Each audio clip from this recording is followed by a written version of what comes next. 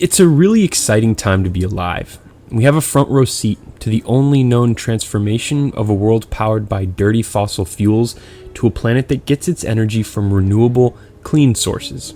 It's going to happen just once, right now. These are the top 10 potential energy sources of tomorrow.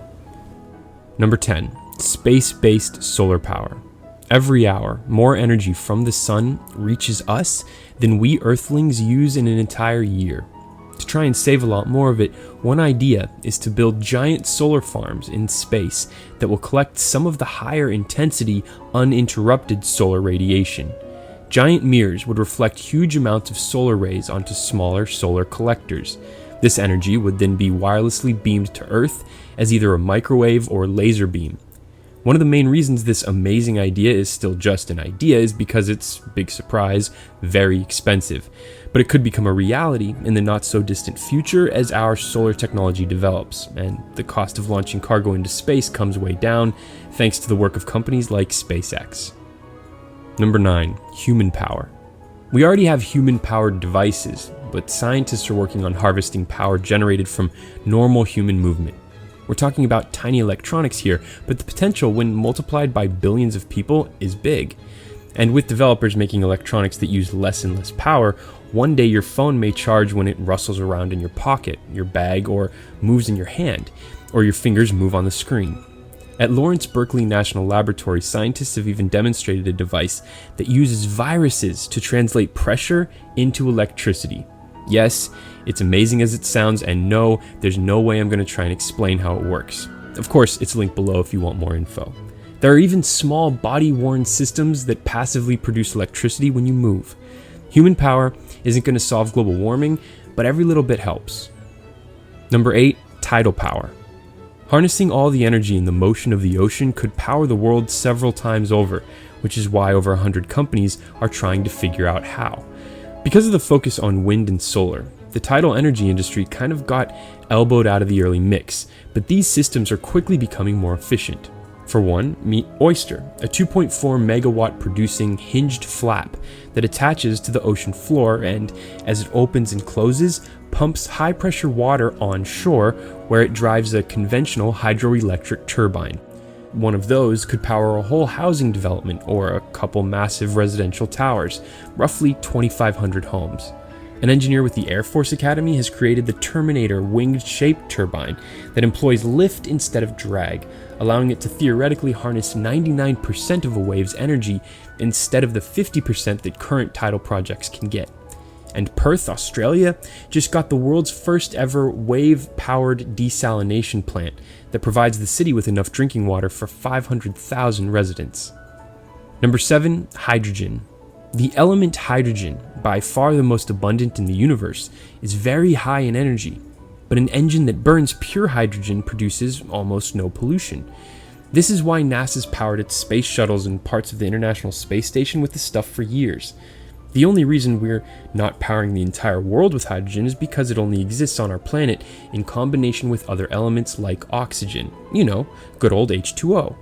Russia even converted a passenger jet to run on hydrogen in the late 80s, and Boeing recently tested small planes that fly on hydrogen.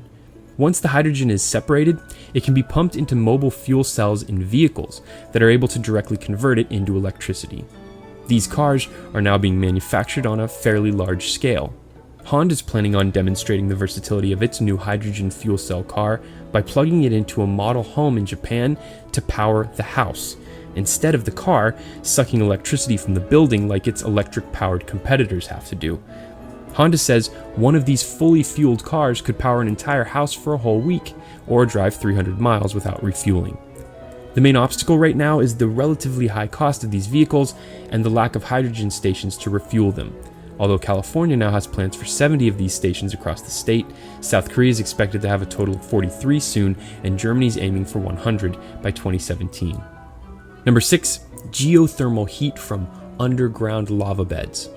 The method of converting the heat rising from the depths of the molten core of the Earth into energy, also known as geothermal, powers millions of homes around the world, including the electricity usage for 27% of the Philippines and 30% in Iceland.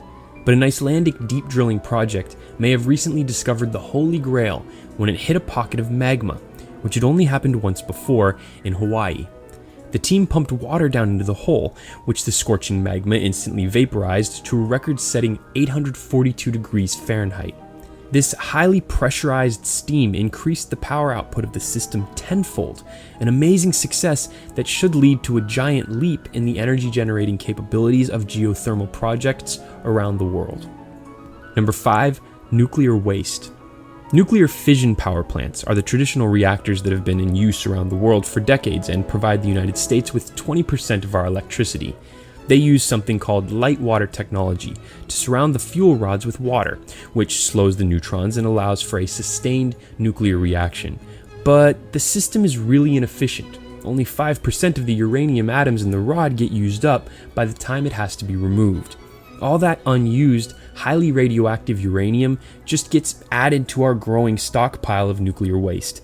But now, finally, there appears to be another, more efficient way, called a fast reactor, where the rods are submerged in liquid sodium instead of water. This allows 95% of the uranium to be used, instead of the unacceptably inefficient 5%. Adopting this method would solve the huge problem of getting rid of our 77,000 tons of radioactive waste, because these new reactors can reuse it. GE Hitachi has already designed a fast reactor called PRISM and is shopping it to power companies. But the biggest obstacle is the high cost of building new nuclear power plants. Plus, you have to overcome the political stigma that nuclear is a dangerous energy source. Still, the benefits are huge.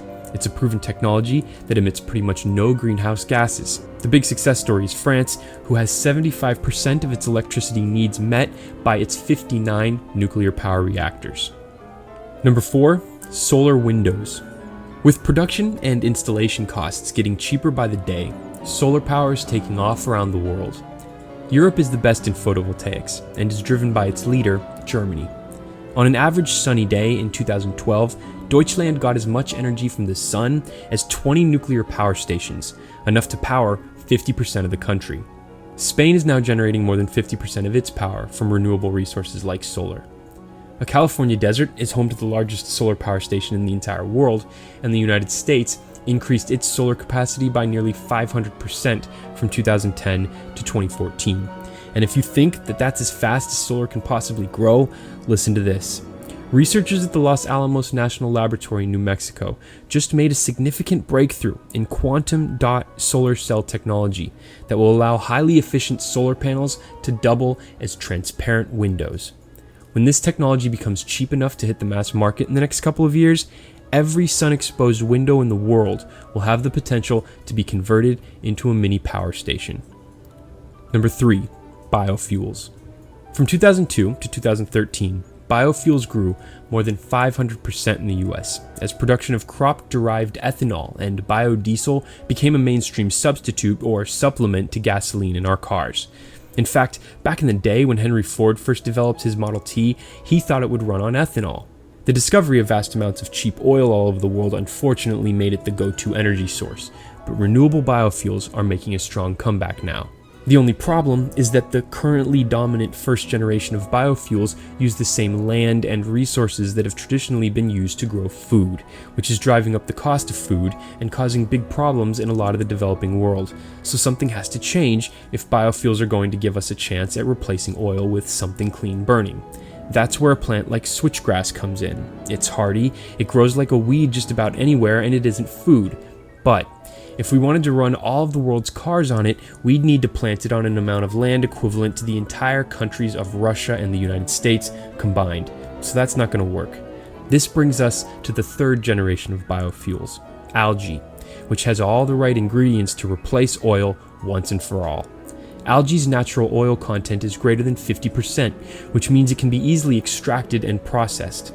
We can convert the remaining parts of the plant into electricity, natural gas, and even fertilizer to grow even more algae without chemicals. Algae grows quickly and doesn't need farmland or fresh water.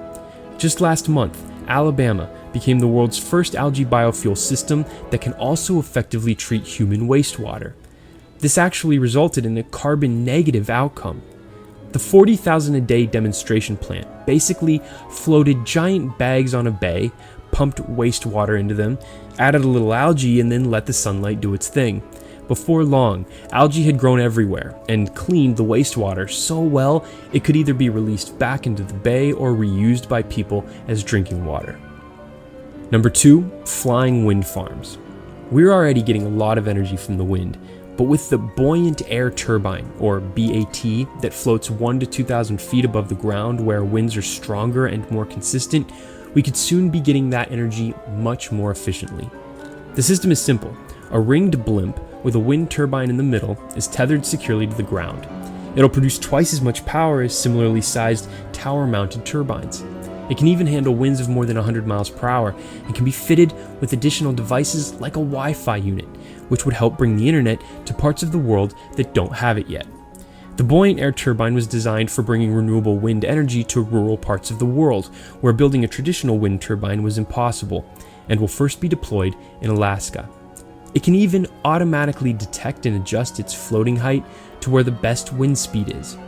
When the wind speed is dangerously high, the thing will dock itself, eliminating the need for manual labor.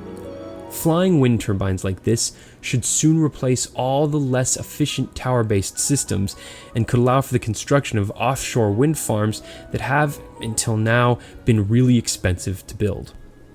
Number 1, fusion. Unlike fission, nuclear fusion doesn't create any deadly nuclear waste because it fuses atoms together instead of splitting them apart, so there's no threat of a runaway reaction that could lead to a meltdown event. But this is easier said than done. One nuclear prize-winning physicist described fusion as trying to put the sun into a box. The idea is pretty, the problem is we don't know how to make the box. The technical issue is that fusion reactions will produce material that's so volatile and hot it will damage the reactor that created it. This isn't stopping private companies and governments from spending billions to research the technology and solve these problems. And if the immense challenges can be overcome, fusion will provide virtually limitless energy and power the world.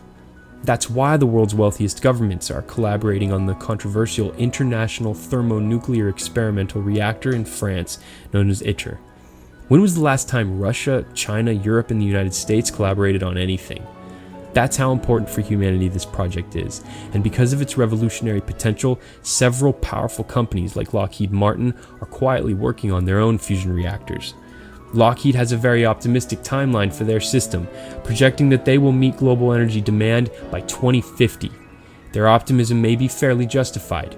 In October 2013, in separate research, scientists at the Lawrence Livermore National Laboratory in the United States achieved a huge milestone in fusion when, for the first time, a fuel capsule gave off more energy than was applied to it. Thanks for watching. Let us know if we missed anything or if you disagreed with our rankings. And if you liked this video, help the conversation spread by sharing it.